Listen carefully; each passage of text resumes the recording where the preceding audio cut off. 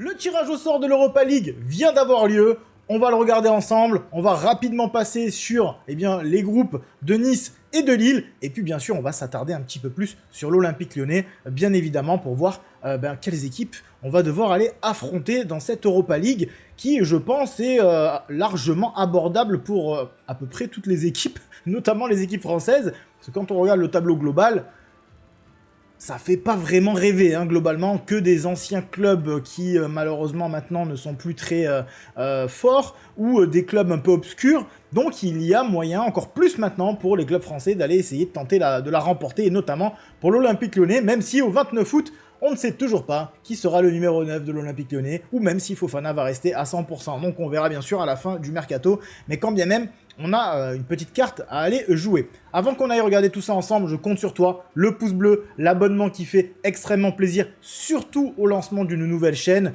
Ça fait plaisir pour ceux qui l'ont déjà rejoint. Merci à ceux qui vont la rejoindre. N'hésitez pas à réagir dans l'espace commentaire, que ce soit les Niçois, bien sûr les Lyonnais et les Lillois, puisqu'on va se focus sur ces trois clubs-là sur cette vidéo spéciale Europa League. C'est vrai que j'ai pas fait de vidéo sur la Champions League, mais on aura l'occasion d'en reparler lors des débriefs des gros matchs qui vont vite arriver au mois de septembre, vous inquiétez pas. En tout cas, on commence immédiatement avec le tirage de l'OGC Nice qui a perdu contre Benfica, si ma mémoire est bonne, en barrage pour la Champions League, qui s'est fait littéralement ouvrir par Benfica, qui a eu un début de saison très difficile en Ligue 1 avec premier match avec une défaite à la maison. Ils ont gagné le deuxième match, si ma mémoire est bonne, c'était contre le Havre 3-1, mais c'était pas brillant non plus. Et bien dans cette Ligue Europa, ils vont devoir recevoir à la maison la Roma, Braga, Fribourg, Go Ahead Eagles. Je ne connaissais pas du tout ce club, un club luxembourgeois a priori, ou hollandais. Non, je crois que c'est Luxembourg, ça, le drapeau, si je dis pas de bêtises. Ils vont devoir se déplacer sur le terrain du FC Porto, de Fenerbahçe, du Ludogorets et du Celta Vigo. Donc globalement, on peut dire que Nice a hérité d'une poule très compliquée, et au vu de ce que montrent les Niçois, notamment en Coupe d'Europe depuis plusieurs années, je pense qu'ils vont se faire tarter et qu'on va pas les revoir d'aussitôt. Moi, j'ai une haine viscérale contre Nice en Coupe d'Europe. J'ai rien contre les Niçois, j'ai rien contre le club de base, mais par contre, en Coupe d'Europe, ils sont globalement assez honteux, et même scandaleux, je dirais. Alors là, ils ont hérité d'une grosse poule, mais quand bien même, ils jouent des clubs assez moyens, ils se font quand même tarter. Donc, Nice, c'est une déception constante en Europe, et ça nous rapporte que de chi pour les points UEFA.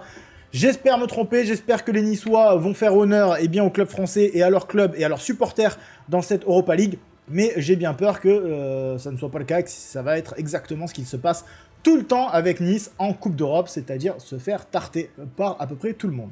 On passe au deuxième club français de cette Europa League, et qui est le LOSC. Le LOSC qui lui va recevoir le Dynamo Zagreb, le PAOK Salonique, Fribourg et Brann, et qui va aller s'envoler du côté de la Roma, l'Étoile Rouge de Belgrade, le Young Boys de Berne et Celta Vigo. Alors un groupe un peu plus homogène, avec des clubs à la portée de Lille. Donc je pense que Lille a son petit mot à jouer et devrait pouvoir tranquillement se qualifier par rapport à ce que je vois ici. Je pense que les Lillois ont de quoi rivaliser avec à peu près toutes les équipes ici. Peut-être Vigo légèrement supérieur, peut-être, et je dis bien peut-être, faudra voir à la fin aussi du mercato. Fribourg, c'est pas mauvais. Zagreb, c'est toujours un peu pénible à aller jouer là-bas. La Roma, bien sûr, qui semble être le club le plus compliqué à affronter du côté lillois, mais pour le reste, honnêtement, à la maison, tu reçois Zagreb, PAOK, Fribourg, Brann. Peut-être un nul contre Fribourg parce qu'ils ont une bonne petite équipe, mais le reste, ça doit faire 9 points minimum. Et après, à l'extérieur, tu dois aller chercher des points en Suisse ou du côté de la Serbie avec l'Étoile Rouge de Belgrade. Après, tu peux perdre contre la Roma et tu peux faire un mauvais résultat à Vigo, mais bon, t'as quand même beaucoup de points à aller récupérer contre des équipes qui sont largement à leur portée. En tout cas, c'est ce que je pense. On passe bien sûr à ce qui nous intéresse, les amis, l'Olympique Lyonnais, le tirage au sort de l'OL, qui est, on va pas se mentir, il est quand même plutôt abordable. Ça serait quand même assez compliqué de ne pas sortir quand on va recevoir à la maison Salzbourg, le PAOK, Bâle, Go Ahead Eagles. On va aller sur le terrain du Betis Séville, on va aller du côté de Tel Aviv, on va aller en Suisse contre les Young Boys, et on va aller à Utrecht, aux Pays-Bas. Donc ouais, donc ça doit être un club hollandais, les Go Ahead Eagles, alors du coup, pour le coup. Ok, j'en avais jamais entendu parler. Je vais pas faire le spécialiste, je ne connais absolument pas ce club. Donc là, globalement, concernant l'Olympique Lyonnais, par le Betis Séville, qui a une bonne équipe, mais qui n'a pas fait un excellent début de saison en Liga pour l'instant, Tous les autres ici, là, ça doit faire au minimum nul ou victoire. Hein. Je veux dire, Strasbourg, c'est moyen. À la maison, c'est l'équipe peut-être qui peut être la plus pénible. Le PAOK, ça doit faire 3 points. Bâle, ça doit faire 3 points. Eux, j'en parle même pas. Séville, à la limite, match nul à Séville, pourquoi pas. Mais bon, c'est pas non plus un ogre. Tel Aviv, moi, je vous le dis, hein, je trouve ça scandaleux que des équipes israéliennes soient encore capables de faire des compétitions internationales et européennes. Hein, deux poids, deux mesures. On va pas parler politique ici, mais je trouve ça scandaleux, donc je ne dirai rien concernant ce club, mais j'en pense pas moins. Le Young Boys de Berne, bon, j'ai rien contre les Young Boys, ça a été une bonne équipe il y a quelques années. Ça doit faire victoire ou nul. Et Utrecht, ça doit faire victoire ou nul aussi du côté lyonnais. Donc on a quand même un groupe très très faible, largement à notre portée. Et on se doit absolument de faire le max de points pour être dans le top 8 et avoir après par la suite la possibilité d'obtenir des tirages plus ou moins favorables. En tout cas, c'est ce que je pense. Vous me direz dans l'espace commentaire. Bien sûr, c'est le football. Bien sûr, Lyon... Mon Lyon est totalement capable de se faire battre à la maison par les Go Ahead Eagles dans un mauvais match. Oui, totalement. C'est totalement possible et envisageable. Maintenant, ça ne devrait pas l'être. Ça ne devrait pas l'être et je pense qu'on va tranquillement faire un max de points ici. Peut-être que certains matchs, on va faire tourner, donc ils seront un petit peu plus compliqués parce qu'on aura fait tourner, qu'on aura mis la priorité sur le championnat, bien sûr c'est logique.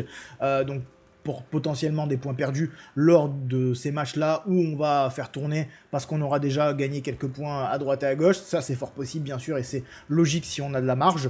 Mais globalement, on doit quand même faire un max de points ici sur cette poule. Dites-moi ce que vous en pensez dans l'espace commentaire. Selon vous, combien de points on doit réussir à avoir pour Lyon sur tous ces matchs-là?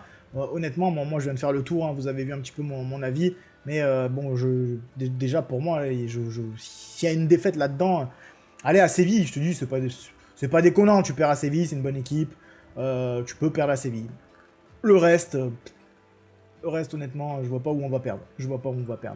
En tout cas, concernant les 3 clubs français, nos amis niçois ont vraiment la pire poule. Ça, c'est clair et net. Le LOSC, c'est jouable, plus que jouable. Et nous, on a vraiment la poule la plus facile, si on veut être honnête, bien sûr. Écoutez, j'ai pas grand-chose d'autre à raconter concernant le tirage. Je connais pas spécialement toutes les équipes ici. Je les connais de nom, bien sûr, la plupart, sauf les Go Ahead Eagles, dont j'en avais jamais entendu parler de toute ma vie. Les autres, bien sûr, c'est quand même des clubs récurrents, que ce soit en Europa League, ou même certains qui ont pu faire leur apparition de temps en temps en Champions League dans les années 2000 ou récemment. Donc on les connaît au moins de nom, mais les Go Ahead Eagles, à moins que c'est un club qui ait changé de nom entre-temps, je ne sais pas, je ne connais pas du tout. J'ai pas grand-chose à dire sur leur effectif, on aura l'occasion d'en parler, d'en débattre et surtout de débriefer les matchs d'Europa League, les jeudis soirs bien sûr, sur la chaîne. Je compte sur toi avant de t'en aller, pouce bleu, abonnement, petit commentaire, et on se retrouve très prochainement pour des infos mercato parce que ça va bouger, ça continue encore à bouger côté lyonnais, notamment bien sûr côté marseillais puisque ça nous intéresse puisqu'on les joue dimanche, et bien sûr dimanche soir le débrief de l'Olympico aux alentours de minuit. Le temps que je me pose devant la caméra, que je fasse le débrief, un petit peu de montage, et que ça passe sur YouTube. Donc mettez la cloche pour pas louper tout ça, ça risque d'être croustillant. Sur ce les amis, portez-vous bien, et je vous dis à très bientôt pour la suite de nos vidéos sur l'Olympique Lyonnais, la Ligue 1 et bien sûr l'Europe entière.